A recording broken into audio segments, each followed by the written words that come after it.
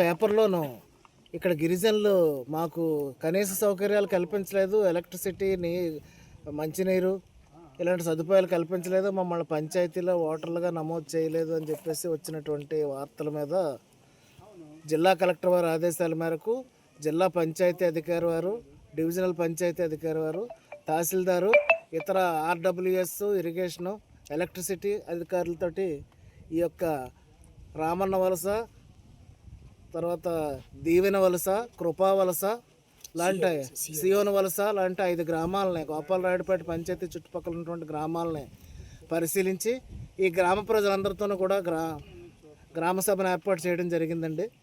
జరిగిన తర్వాత ఇక్కడ వీళ్ళ సమస్యలు తెలుసుకొని వీళ్ళందరి దగ్గర కూడా మేము గ్రామ సభలో వాళ్ళు చెప్పినటువంటివన్నీ రాసుకున్నాము. తదితర అధికారులను కూడా అడిగి వాళ్ళ వెర్షన్ కూడా తెలుసుకోవడం జరిగింది.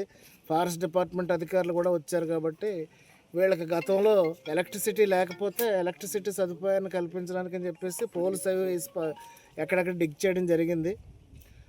కానీ ఫారెస్ట్ డిపార్ట్మెంట్ ఇది రిజర్వ్ ఫారెస్ట్లను దాదాపు ఒక 300 ఎకరాల వరకు, వీళ్ళు 300-400 ఎకరాల వరకు వీళ్ళు పోడు వ్యవసాయం చేస్తామని వాళ్ళే చెప్తున్నారు. ఈ చుట్టుపక్కల అడవునంతా కొట్టి వీళ్ళు సాగు చేసుకొని జొన్న, అలా రాగులు, తర్వాత సామలు, గంట్లు, మొక్కజొన్న ఇలాంటి పంటలు పండించుకుంటున్నారు. అవన్నీ పండించుకుంటున్నామని వారే చెప్పారు.